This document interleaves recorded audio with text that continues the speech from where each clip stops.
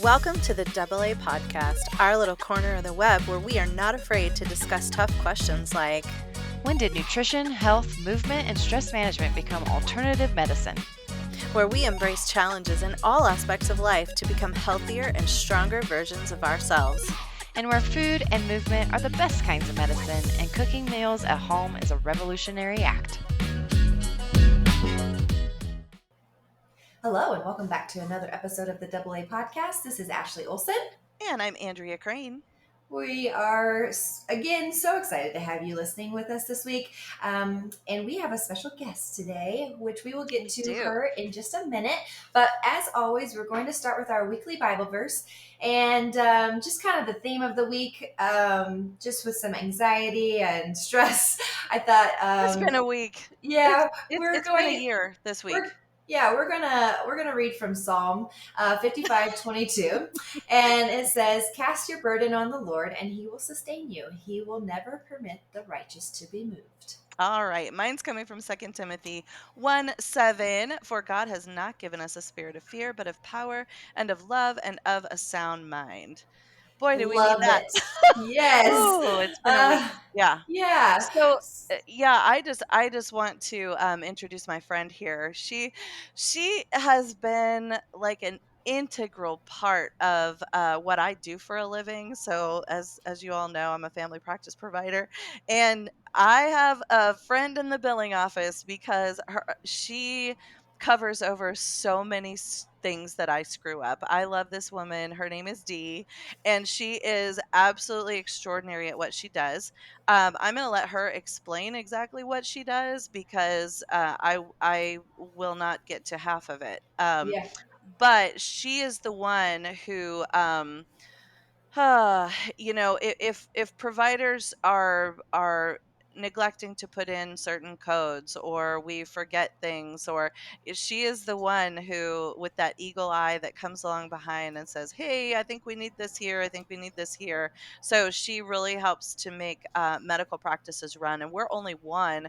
The place where I work is only one of, I don't know how many accounts she has, but yeah, we're going to get into some interesting discussions today on billing and important information for you guys out there with insurance.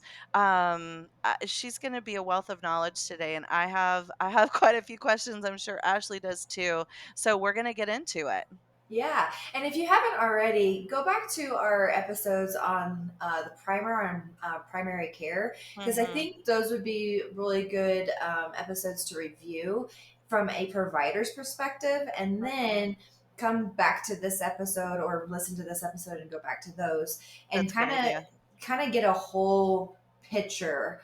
And if we didn't scare Dee off after this episode, we'd love to have her back and expand on some other areas. I haven't told her yet she's coming back. Yeah. Oh, yeah. Uh-oh. Yeah. Well, Dee, we are so excited to have you. And this is your first podcast, which, is always nerve-wracking. But I hope you find that the conversation just kind of flows naturally and you're just talking to two of your good friends. But can you kind of talk to us about how you even got into this industry? And are you a independent contractor for these medical offices, or how does that all work?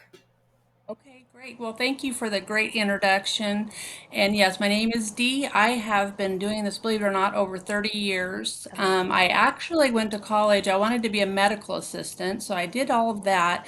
But I realized towards the end of it that I really didn't like the clinical part. I didn't like drawing blood or giving injections or anything. I could not do it. And so I just kind of steered towards the administrative part. And then I fell in love with billing at that point. I worked for some cardiologists right out of school, and I've just been doing it ever since. I actually started my own business, my own medical billing, about 8 years ago. And it has just grown. But yeah, I'm very passionate about it because I love it, and I love teaching about it. There's so much out there, and it changes, ever changing. I really have to keep up on it. I go to a lot of webinars, I go to conferences. Every day there's so much knowledge, because I feel like a lot of people have said, well, you know everything. No, nobody knows everything. Nope. But I always say, if I don't know the answer, I will find out the answer. I mean, I Yeah. will get to the bottom of it. But yeah, so I navigate it every day. I do bill for a lot of different providers. I bill for family practice. I bill for specialty, pediatric cardiology, endocrinology, Mm, behavioral health, a little bit of everything. So and they're all different, and there's a lot of different rules. mm-hmm. But for the patients, I try to be a patient advocate too, because I want them to understand their insurance. And it is hard. And I always tell, even my clinics, I tell them every year, new insurances, Yeah. because your policies change and your copays Yeah. change, deductibles. And that's been the biggest change, I think, in the industry from when I started. The deductibles are insane, not to mention the Mm, premiums. It's so expensive. yeah. And Yeah. so I see a lot of people, reaching out for cheaper alternatives. Mm-hmm. And I always just say, do your due diligence. There are a lot of what I call out there junk policies. They're Mm. being sold. They don't cover anything, or Oh, they're D, limited. let me, oh my gosh, can I frame this into a question? And Yeah. okay, so this is what I've seen. Again, like we're kind of at the beginning of a new year, and I want you to get into exactly this. You're absolutely right. So, from a provider standpoint, I don't usually get too embroiled in the insurance part of it. I see the person in front of me, and I, deal with the problems that they're having. But then invariably, I hear things trickle back to my office like, well, nothing was covered and I have insurance, or you ordered these labs and I have insurance and it was covered last year, but it's not covered. It's January. Can you please explain why the cheapest policy, based on, deductibles and based on premiums, can you talk about why that's not always the best deal? Right. I mean, like I said, some are very restricted, and even say you've got Blue Cross or a commercial payer, Mhm. they have restrictions on wellness, like what they're going to cover for labs. And honestly, it's usually like 3 to 4. It used to be a lot more. Mm. Mhm. And that's part of and I don't agree with that too, because I see a lot of my providers do functional panels. They do like a Mhm. full panel. They're checking your hormones, your vitamin levels, everything. And I think Yeah. that's essential in healthcare, that you're having all those things checked. Yeah. But wellness doesn't consider that. They don't. I apparently, in my view, they don't really care about your Mhm. vitamin level. They don't care about these things, so they don't cover Right. it under wellness. And people do get upset because they assume it's going to be covered.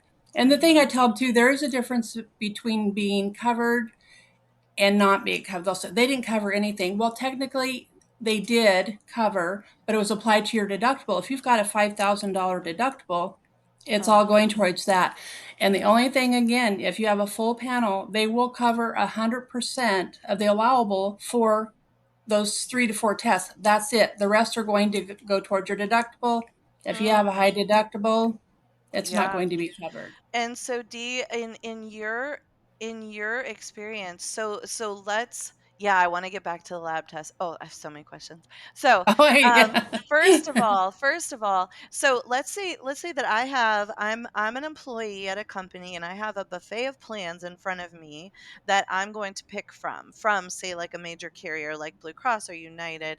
Um and so I look through there and I see the bottom line. This one, that monthly premiums, I'm out of pocket for those monthly premiums, the least amount of money. So this is the one that I pick, but it also happens to be the biggest deductible. So it's a $5,000 deductible, but I'm only out of pocket like $300 a month or $150 a month for this policy for myself or my family. And so that's the one that I pick. Now, office visits and labs and medications, do they all have, like, do I have to come up with $5,000 worth of stuff before they start to cover? Well, and that's why you do need to look at that. Some of them, a lot of them actually will have a set copay for office visits. So keep that in mind. So your office Mhm. visit, you pay that $20 copay. Okay. But Mhm. anything besides that, like labs or any procedures, any of that is going to go Mm. towards that deductible. So I Mhm. have ran into a few policies, and it all depends on what they're like employer sponsored. And so it's what Okay. they're choosing. They may say, we're going to allow you have a $10 copay and it will cover everything done in the office Mm. under that Okay. copay, but those are Okay. super, super rare. Ah, I'm gonna tell. okay. I've only seen it a few times, and it's been with like big major companies that are Mhm. offering this to their employees. Because it's a lot because they might go in and like you said, they might have all these labs, you know, Yeah. probably $500 worth of labs. They might have a procedure that's $1,200. And so, yeah, they're only going to include, so much. So you don't see those plans often. I just think people need to be mindful, see what your deductible is, see if you have a set copay, or like you said, is all of that 5,000 deductible? Do I have to meet the whole thing before they pay a dime? And Mhm. then the other thing people get to, they think, oh, I've met my whole deductible, so I don't have to pay anything rest of the year, or I don't have to make my copay. Not Right. true. The only time Oh, that goes away next, you have to meet an out of pocket max, which is different than your deductible. So wow. your deductible might be 5,000, Whew. but your out of pocket is 8,000. So you still have 3,000 more coming out of your pocket to go Wow. towards that. Yeah, it's so hard, and it never used to be like this. But I think it's driving people to these cheaper plans. But in the end, are they really going to be cheaper if they're not going to cover? And I Right. tell people too, if you have a high deductible plan, if your company doesn't offer it, you can get a medical health savings. Start one of those. If you're saving X amount of dollars every month on your Mhm. premium, put that in that little bank there, and it's a tax write off as well. So Okay, and that's instead of the regular Like an insurance plan? policy. Like you can well, have it's your in addition. yeah, okay. Okay. Okay. Yeah. So it's just like I said, you're thinking, okay, I'm going to go with a high deductible plan. The premiums are lower, but take that extra money kind of that you would have paid for I see. a lower and just put it in a health savings. Like I said, it's a tax write off. You're allowed up to so much a year. Usually it's right around 8,000. It changes every year. But you Mm. can have that and put that in every payday, even yourself. If your employer doesn't, offer an HSA or a FSA, I like the HSA because they can be carried year to year. You Oh, Mhm. don't have okay. to Yes. use them all like flexible spendings. You have to use them or you lose them. Right. Okay, Yeah. that's And we've always interesting. done an HSA just because we don't tend to have a high medical bill every year. So we do the HSA plan and then we can roll that over every year. And Every year, then, it's nice. yeah. And then, like several years ago, my husband got his LASIK. We paid for that out of the HSA. Mhm, Mm. Yeah. exactly. Yeah. Yeah, I think it's smart for anybody with high deductible to have one on the side, definitely. Yeah. Can you kind of talk about like the coverages of like an annual visit versus an acute versus like the follow ups? Like, how does that differentiate between these plans? And I'm sure it varies between each plan. Normally, the norm is like every policy will have like one annual a year. And so people have to be mindful too. I've noticed this a few times. They will say, for instance, they'll go to a provider in January, February, they have their wellness. And then they change providers about October. Mm. Most of plans, I will say there are a couple that will let you go to a different provider and have a wellness as well. But most of the time, that one is used up. You've maxed it out. They are not going to cover it under your wellness, but you get that one. Usually, labs that go with that you can use under the wellness as well. It's separate. But again, they're only going to cover 3 to 4 of those lab tests under that policy where they cover 100%. Your like I said, your acute visits, anything like that is just going to fall to whatever your policy, whether like I said you have a set copay for that office visit or you have to meet that deductible. It's all going to go towards that. So Okay, so to clarify, so when from my vantage point, so I have a patient that transfers care over to me.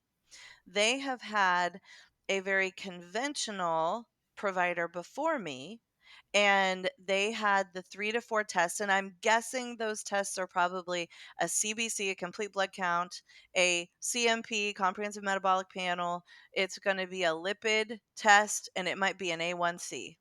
and Correct. that's about it. So that's the only Right. thing that they will cover 100%. That is the only thing that is deemed important for an annual exam for to your insurance company. So that they'll pay for 100%. Those are cheap tests.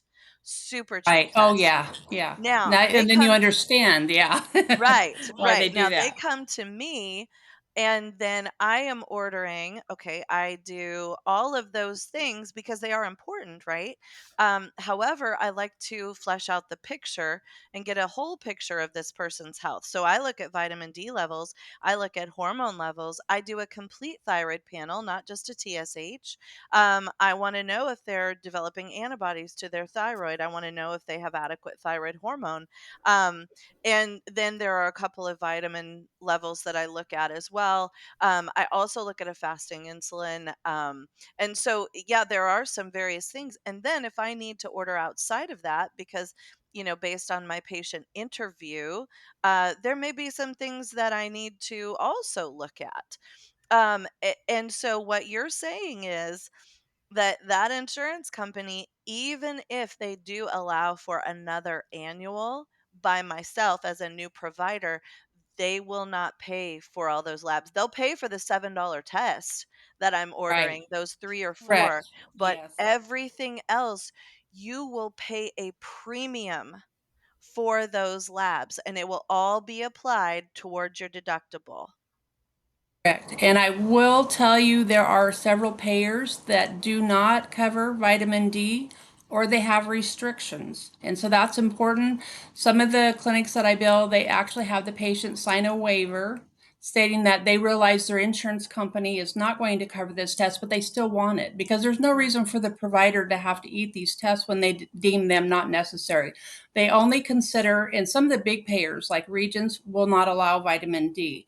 mm. And I don't understand that, but they don't. Only for certain diagnoses, if you have like a kidney disease or if you have rickets. Now, who has rickets in this day and age? But Nobody anyway, has rickets. there's a few things. Yeah, exactly. But they'll Mhm. cover it for that. And then, like, there's another carrier, they allow 2 a year, but you have to have a vitamin D deficiency and it has to be under 20. So, and that's, I Oh. mean, so there are so many rules. I jump through the hoops every day with my other clinics because I have to make sure that the Mhm, diagnosis is matching the test. Like, mhm, if mhm. vitamin B is the same thing, they really won't cover it unless you have a deficiency. But how do you know you have a deficiency if you Right, can't check it? So, right. yeah, it's a It little bit it's frustrating. it's ridiculous. Okay, so let's take a common nebulous complaint that I hear all the time, like fatigue.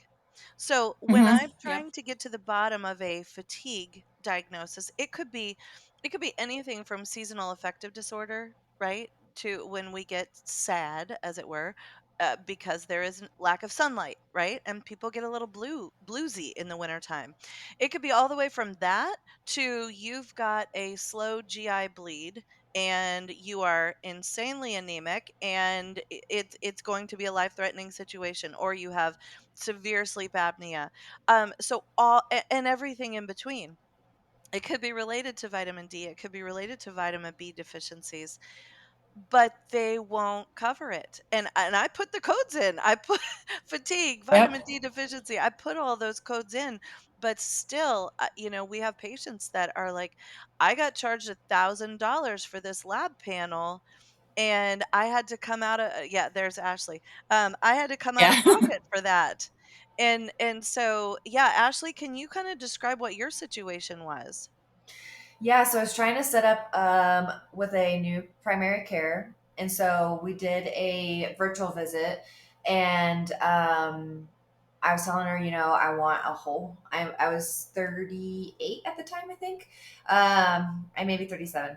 And I wanted a whole hormone panel. I wanted all my vitamins checked, thyroid, full panel, not just the TSH, and I can't remember everything else, but basically a whole metabolic panel with a couple of add-ons. And she's like, well, at your age, we don't really want to check hormones yet because they're not accurate. And I was like, that's fine. I still want to get them checked. And so I got a freaking bill 2 months later, whatever it was, for $2,000. And I was like, holy crap, I could have literally ordered these myself. Mhm. And I want to talk about that, like ordering them myself, and paid just a Mhm. couple $100 Mhm. for even probably more extensive panel. But Mhm. yeah, can you talk about that? Like, why, I think you've already hit on it, but is there anything from my standpoint that I could have come back with, to my insurance or even to my PCP and been like, hey, can you try these billing codes, or can you be a little bit more or advocate more for Mhm. me as a patient to get my insurance to pay a little bit more of this blood panel? Yeah, I mean, I bill for an endocrinologist now. And so obviously he sees a lot of diabetics, and we actually have a carrier now that we're fighting with, and he is probably wanting to do something about it. They are denying an A1C unless you're allowed, like, I think one or two a year. I mean, is this even appropriate if somebody's on medication or insulin to tell them how often they can order it? No. And that is super frustrating on that part. So they're telling you can't order it.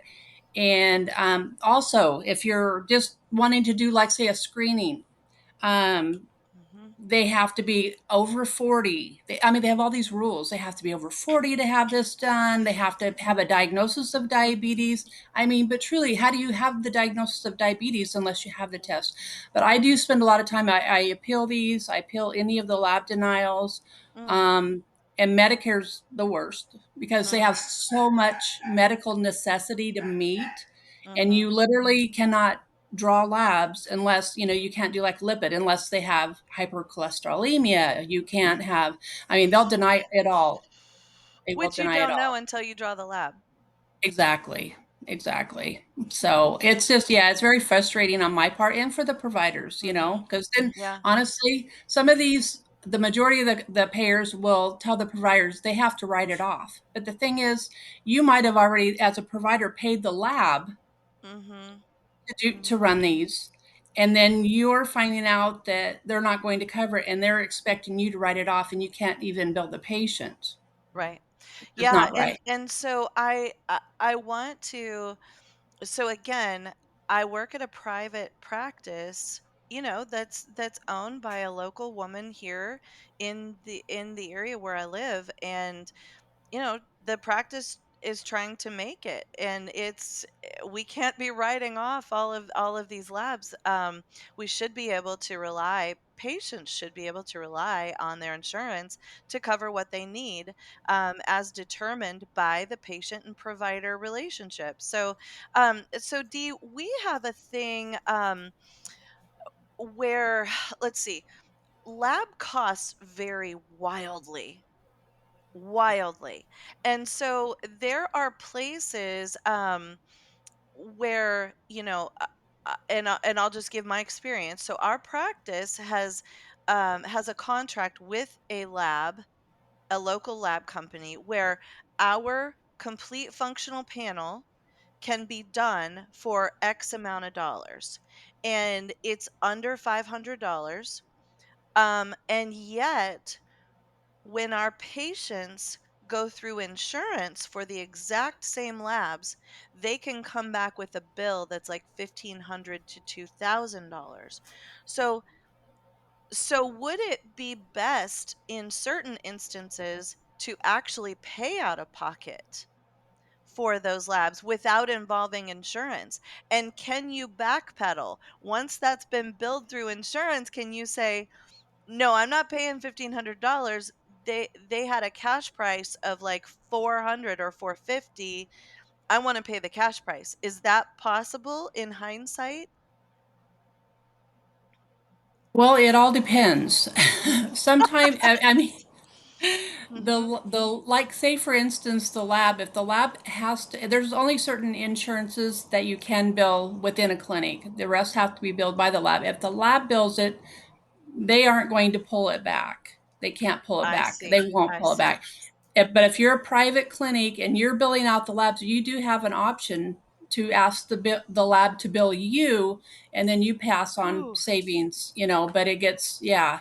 Mhm. But you would have to, like I said, you would have to take over basically the billing. But a lot of times you can't pull back if you've already billed the insurance. They're just not going to Ah, do it. so it's Yeah. better to find out on the front end, "Hey, what is my insurance going to charge me?" So can you speak to that? How does a patient get that knowledge that, "Oh, this lab panel that you're ordering for me based on my insurance and the little amount that they're gonna cover, this is gonna cost me, $1,275." How do they get that comparison number? Well, honestly, a lot of times they ask me, and I'll run. It usually comes to me, but I do Mm, tell them like a lot of the panels with insurance, if you have like Blue Cross, Regents, any of those national ones, and they will usually cut your panel is going to run you anywhere from 350 to 450. mm, But mhm, again, it's just with certain plans. So you really have to know your plan, and you have to, and some, I actually do have some patients that will call me and say, can you ask, find out from my insurance. And these are all, they want all the codes. See, they want to Oh, know, and I don't blame them. I have some yeah, proactive patients. They want all the codes. right. They're going to either call or they'll ask me to call, which I don't have a problem with calling Oh, and finding so out. Cause nice yeah, of you. nobody wants no, Yeah, nobody wants sticker shock. I mean, and it, right, like you said, right. like Ashley was saying, they're getting $1,500, $2,000 bills and they're freaking out. And I don't Yeah, blame them. That's just I don't horrible. blame So them either. That I can deal with it every day. It's Yeah, terrible. and that can hamstring a family for the rest of the year, trying Mhm. to crawl out of that, and that's before we've even engaged in any treatment. Exactly. That's And the sad just part Yeah, from on the provider side, it's very frustrating too because then guess whose fault it is? right. You've ordered all these tests and now my bill's this and it's your this and that. And this is why I am the biggest out. I tell people you need to be proactive about your insurance because Mhm. pretty much every payer on your insurance, you can create your own account and you can get and view your own benefits and you actually can call the insurance yourself and Mm. just say what will you cover Yeah, Oh, okay. like a hypothetical situation. I could say, "Hey, I'm wanting to get all these tests potentially. What does that look like with my coverage?" Yep, exactly. And I Okay. promote people to do that. You Mm, can't rely on the provider, or it's even if, they'll say, well, do you take my insurance? Okay, that's good enough. You have Blue Cross. But here's the point. We have now entered it was different than when I started 30 years ago, but a whole thing, mm, there are so many networks. So yes, we do take Blue Cross, but we don't know unless we're asking, and I try to train my front offices to do this. You need that ID number off their card because oh, yes, we take Blue Cross. Maybe we don't take yours though. We're not in network. We have it all the time. tough. And then guess who again? They're going to come back and say, well, the girl at the front desk told me that Mhm. you took my insurance. There Oh, is no way, and I don't even blame the girls. yeah, There's no way to know what your mm, policy is. We don't know what that card looks like till they present with that card right, right. and you see all these logos on it, then you're like, oh, we're not part of that network. Okay. Oh, So people need to be proactive, about their own yeah, insurance. So yeah. it's the same thing with like medication. So I have a couple older clients that are obviously on Medicare and wait, Medicaid. Medicare. Medicare. Medicare. Yep. Medicare, where some last year certain medications were covered, but then they get a notification come December that in 2025 they're not going to be covered anymore. So how can you be again proactive about your medications to know if they are going to be covered by insurance or not? Honestly, because I went through this recently with my husband last year. He went on to Medicare Advantage. And literally, you can call and you should call your insurance. They will tell you exactly what your benefits are. Because what happens is you start off and you may have a $40 copay for a medication that say is $1,200, which Mhm, is in his situation. When you have mhm. diabetes, that's what it looks like. Yeah. So he pays that $40, but at some point you get to where you get into the gap where that runs out Mm-hmm. basically, and then you're paying out Oh, of pocket, you have a certain amount. Then all of a sudden his jumped up to 200 and something a month for that medication. Yeah. oh, okay. So there's Yeah, like a and then pool of money that they will mhm, withdraw from to cover the yep, balance of that medication, and then once you yes. reach the end of that pool, they're gonna bump up your copay. Exactly, and it's Ah, usually okay. right around $5,000, and I'll tell you what, when your Hmm, medication's 1,200 a month, that doesn't take long that goes before fast.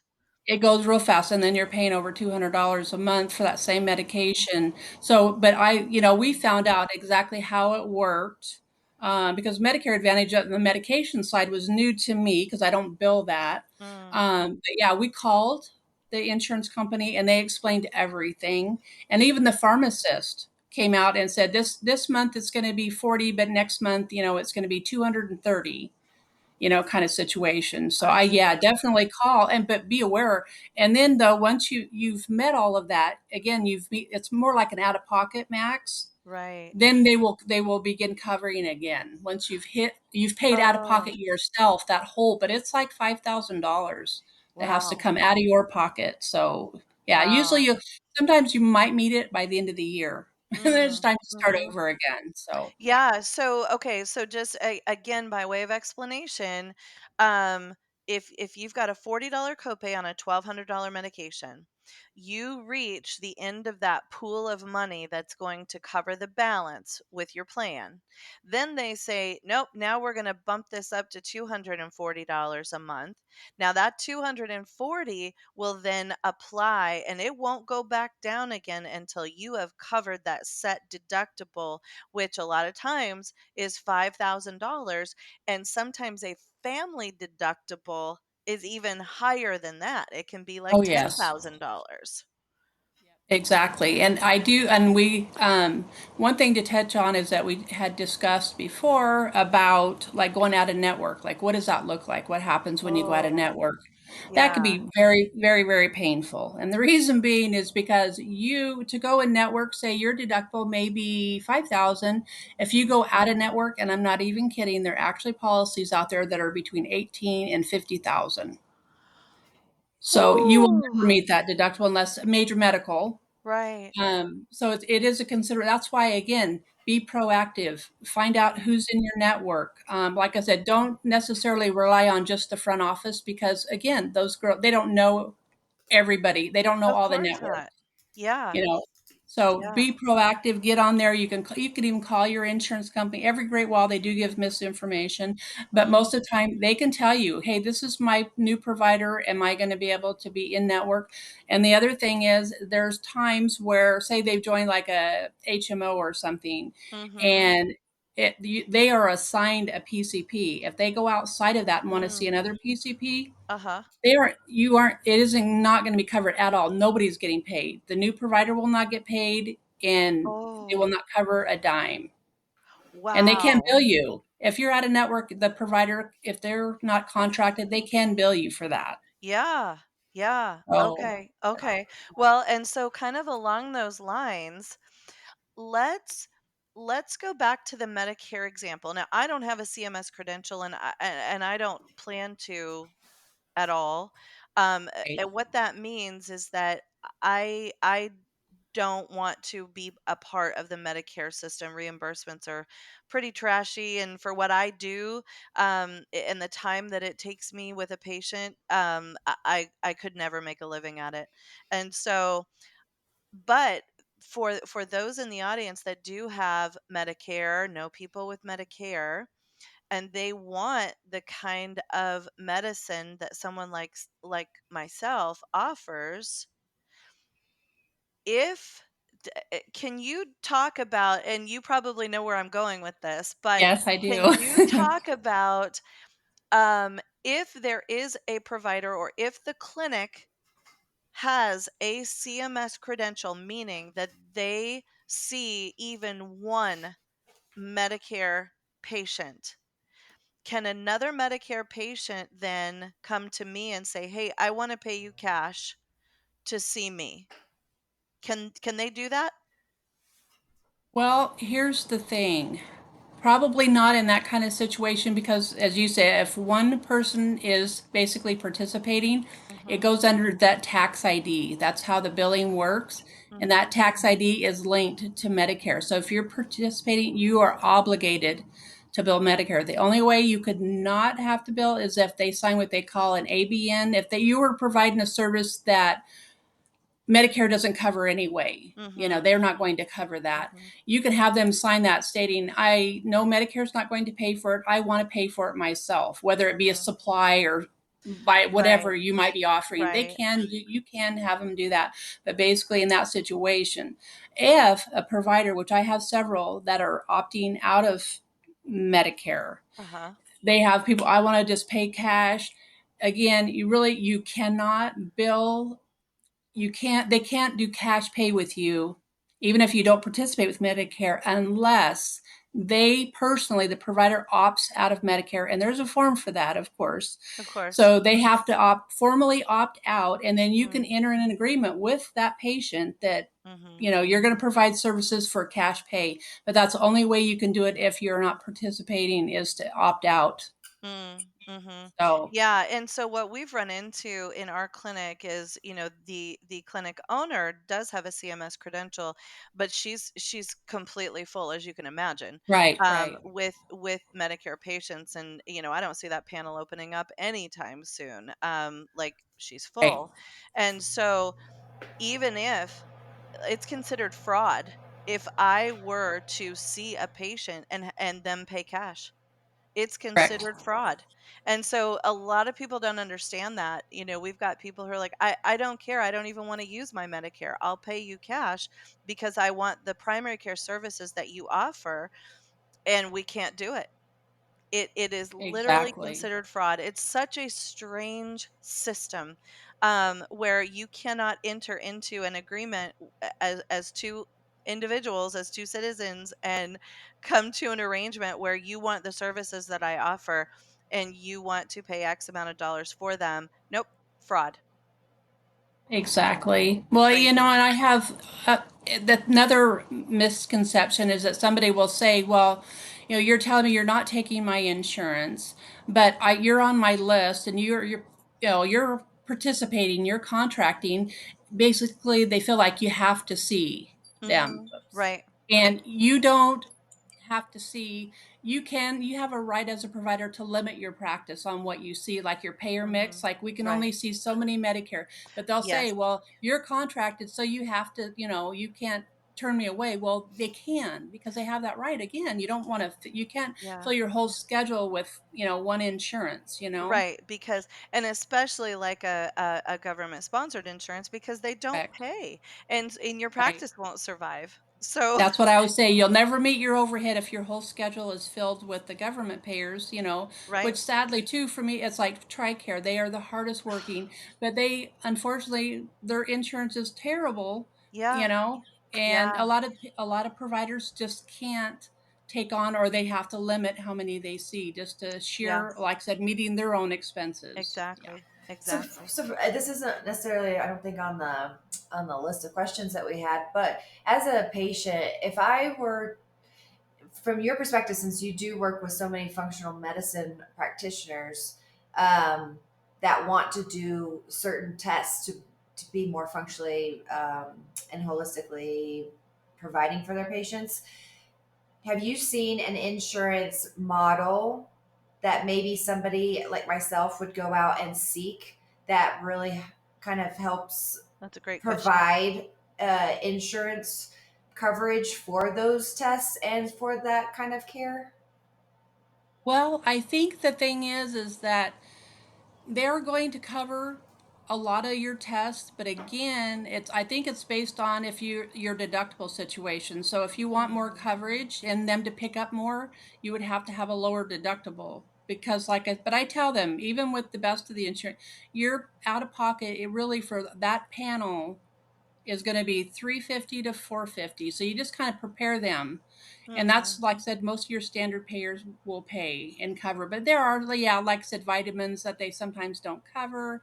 And honestly, they all have rules, but definitely, again, do your research and find out, do you cover this? Because I, like I said, I know if you're going on the, say you're buying your own insurance, you're going on the marketplace, when you're Mhm. looking, be aware, do your research that, oh yeah, Regents, I'm not sure I want that policy, they don't cover vitamin D, they only cover this if you have this. I mean, there's so many rules and Yeah. regulations. So I just tell people, always, read the fine Mhm. print, know what you're getting into. And again, the other thing that's out there that people are not understanding, and I know a few of our patients in the clinic have gotten caught up in, they do have the Christian Yeah, I was Medishare going to ask plans or about that. And Mhm. Samaritan's Yeah. Ministry. Yes, there's multiple ones out there, but be aware they do not have to follow the ACA guidelines. So, what happens is there are a lot of them, they do not offer wellness. That's not a covered benefit, and they don't have to. Whereas the other ACA compliant Oh. plans, like your Huh. commercial payer, they have to cover the wellness, but they do not. They get around it because they're a Christian based insurance. They don't Uh-huh. have to, and they don't a lot of times. And people get Wow. sticker shock.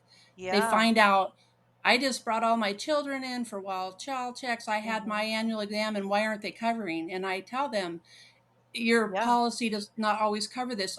There are a few of the same company that will cover, but I think you have to opt in. You pay more. Uh-huh. But like this particular patient I'm thinking of, she brought all of her children in, like there's 4 children, and then the bill was huge. The insurance would not cover. And she said, I had no idea when I purchased it that they didn't even cover wellness, because she was thinking, oh, I get wellness. It's one Ah, visit a year. They pay right, 100%. And then she right. got the full bill, which is a very sad. But again, that's a falls along the line. If you're purchasing Right. something, you ask the questions, you look at the policy. Do you cover Mhm. wellness? Do you Mhm. cover this? That's the Mhm. biggest thing, is just, yeah, Yeah. asking those hard, just get the questions before you opt on, even though it looks cheap. Right. Is it really going to be Right. cheaper? Mhm. Yeah, so and Dee, I want to speak to wellness here for just a second. So and guys listening, when we say wellness, we're talking about those annual exams that people have come to expect, right? The one time a year, we do the labs, we check you out, we do a head to toe physical.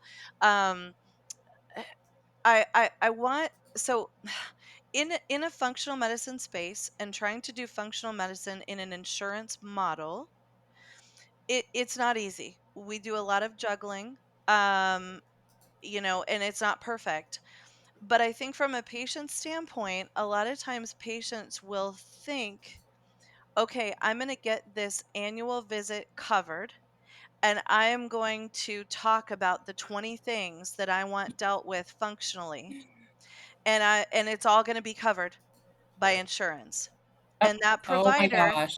from the provider side, I'm going to spend like 2 hours at home the night before preparing for you because, I don't know everything. And there's a lot of You research that I don't. do on a weekly basis. Yeah. Thank you, Ashley.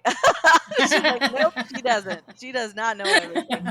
Um, but yeah, and so then the patient comes in, and what I need people to understand is that an annual or a wellness, in order to be billed like that, there are certain expectations. There are certain questions that I need to ask. There is a physical that I need to do.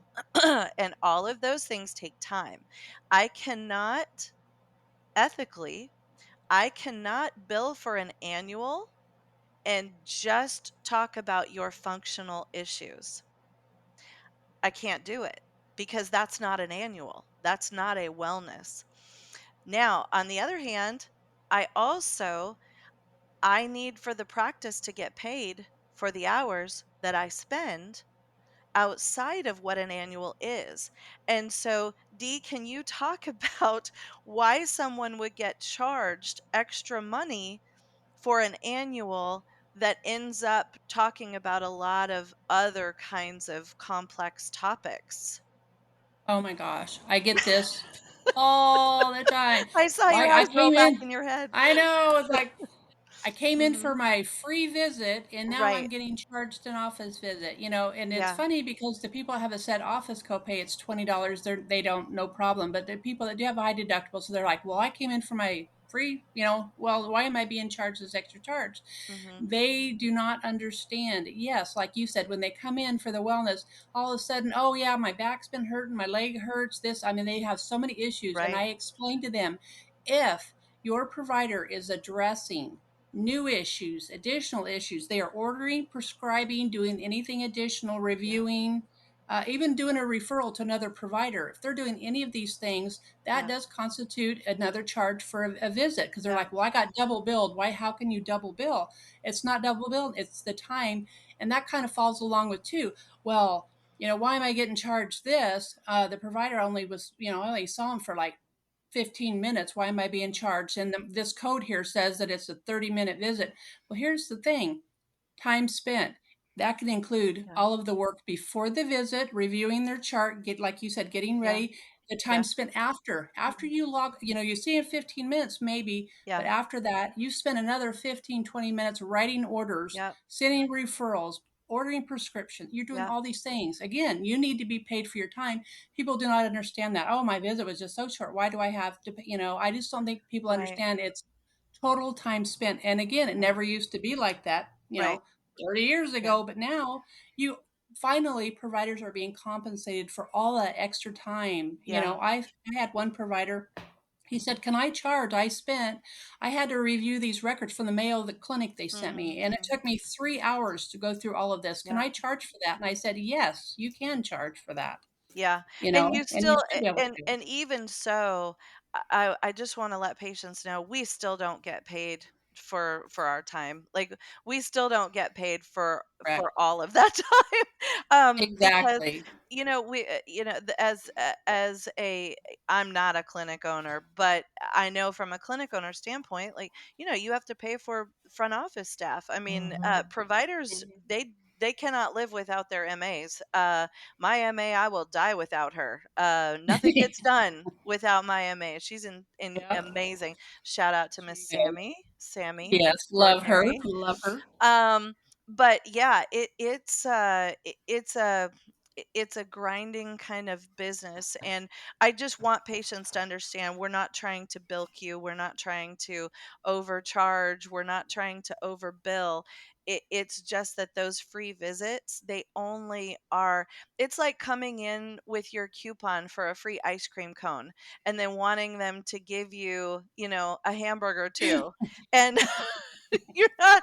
No, 100%. the Yep. coupon is only for the ice cream. It's not for all this other stuff. Yeah, it's like, So while I'm here, yeah, right. I've had all these problems, and I I just know. that's the way I explain it. You know, if I'm Yep. gonna be if the provider needs to take that extra time because a wellness only Mhm. encompasses so many things. If you're, you know, making them, you know, order stuff and do all these extra Right. things, yes, that Right. is, I mean, you are gonna have to, you know, pay for that. So, Yeah.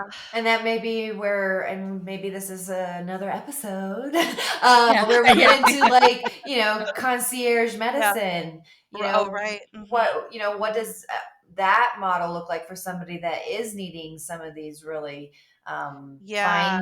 fine Yeah. tooth, Mhm. uh, Boy, D, if you're up for it, if you would like to come back on, and I promise we'll prep you beforehand, but I would love to talk about like some alternative models and how is it possible to use insurance in alternative models, and just from a patient standpoint, like how do you get some, because people are really coming around to this idea of, well, I want to be a little more functionally treated, right? mhm. hmm I don't want my provider always reaching for the prescription pad.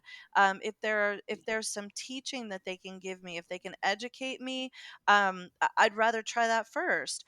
But a lot of times it's very time intensive to practice this way, and so as a patient, I get it. You've got insurance, you want to use it. So yeah, I would love to bring you back on and maybe like just have a roundtable discussion about, what are some possibilities. Yeah, that's a very good point. I think to people, like I said, I have to explain a lot about the functional medicine side because, Mm, well, my okay. other doctor only charged, this is, and that was your family practice, that was just your Right, regular GP, right, right? right. And so when you are going into functional medicine, it will cost you more because they Yeah. do spend the time. They're not in there for that 15-minute visit. I'm telling Right. you, they will spend an hour with you. It's Mhm. so much more intensive. And do you want that care or do you want to just go to your doctor where he's in, Right. he's out, you're Mhm. done? I Well, they mean, you want have to that care, but they decide. want to pay the $20 copay. Right. Yeah, yeah, that's what I'm saying. They want functional, they want the time, but they don't want to pay for it. They Right. want the regular, just a Right. quick in and out, price. Yeah. So yeah, it's Yeah. an issue. So Yeah. Well, and somebody like myself, I'm like, should I even be paying my, monthly, I guess it's Premium. premium for an insurance model that doesn't really support how I want to be treated? So then, therefore, should I be looking at, some type Mm. of other model that I could put that money towards, or Mhm. even to your point, have whatever model I do have and whatever I'm paying on a monthly basis, should I just be putting that towards an HSA and, correct. Mm. using that more as an insurance and then maybe having some, I don't know, I'm just throwing these out here. I don't, but like a cancer policy specific or, Oh, like a catastrophic kind of like, thing. yeah. Yeah. So should I be Mhm. looking at something like that since I Mhm. don't have necessarily anything yet and hopefully never, Mhm. chronic diseases that I would need to Right. Right. Yeah, utilize a actually, practical, that is model. a great idea for an upcoming show. And I think honestly, like if we could get maybe a direct primary care person, if we could get D, if we could do kind of a roundtable discussion, um, I think that would be amazing because just to tell people kind of what the options are, like what can I do with this? So D, yeah, you have been such a wealth of knowledge, and we didn't even get to all of our questions, but Yeah. So I really want to have you back on. I'm telling you, I think this is probably going to be one of our most passed around shows, Yes. because people don't understand. The, they And just then we just get frustrated and then we right, don't know what questions yes, to ask or who to even yeah, talk to. And so, right. you end up as a just not being patient, seen.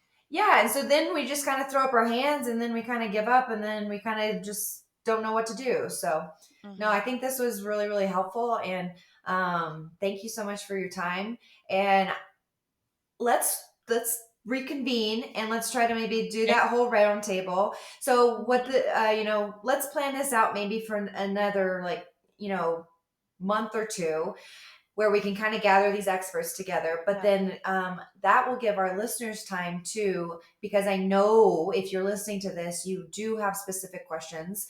And so Hmm. send those in to us. Yeah. Ask double A podcast at gmail.com. All of our information is in the show notes. And D, I know you're not like, you don't have necessarily, you're not talking to just random people or, you're working with provider offices, but do you have any resources that that you provide people to seek out for gathering more information? Like I said, the biggest thing I would say if you have specific questions about your policy, to reach out to your insurance company with those. Or, like I said, I don't have a problem if you're talking to your provider that the provider asks me, can you follow up with this patient? They have questions. I love teaching everything I know to providers and the patients as well because it's just education. When I have people, they call, they're frustrated, they have a lot of questions. Mm. I'll answer them. So, but there's a lot of resources out there. And now one of my new favorites, I'm going to tell you, probably everybody heard Copilot. Oh. Even I look up stuff on because my work, I have like 5 employees. They come to me with all their questions, and sometimes I refer them to Copilot. I mean, I usually know the answer, but I want them to be able to look up it as a resource. It's not always right, but it's pretty much 99% it's correct. I So don't even know sorry, what that is. what is Copilot? What? Oh, AI? Microsoft, it's kind of like, yeah, basically, yes, It it's like Google. Oh, D. Uh, I love it. Next thing you know, you'll be addicted like me. You'll be looking up everything. I even looked up, how many licks does it take to get the middle of a Tootsie Roll?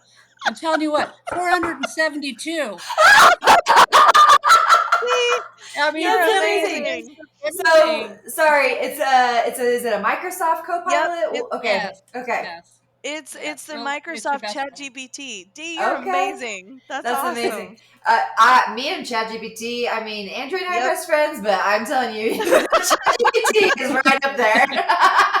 Yeah, I know. ChatGPT all up in the middle of this relationship. There you go. There you Yeah. go. Well, thank you so much, Dee, and I'm already excited about this next episode because Oh, Yeah, me these too. are these are questions that I have, especially as a small business owner. So that's another area that I want to talk about Mhm. because you know right.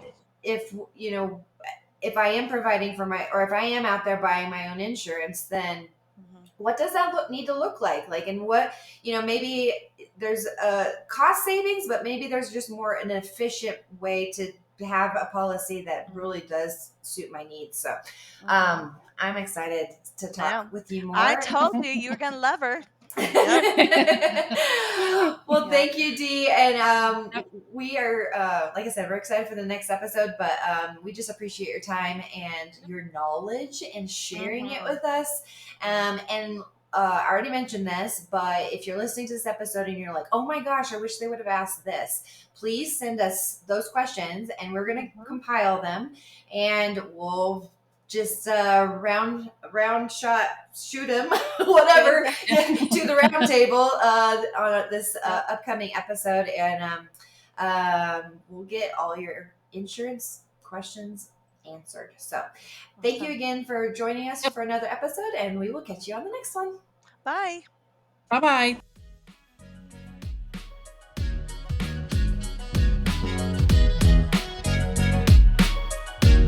The content provided in the AA podcast is intended for informational and educational purposes only. The podcast is not a substitute for professional medical advice, diagnosis, or treatment. Always seek the advice of your physician or other qualified health provider with any questions you may have regarding a medical condition. The information and opinions expressed in this podcast are solely those of the individuals involved and do not constitute medical advice.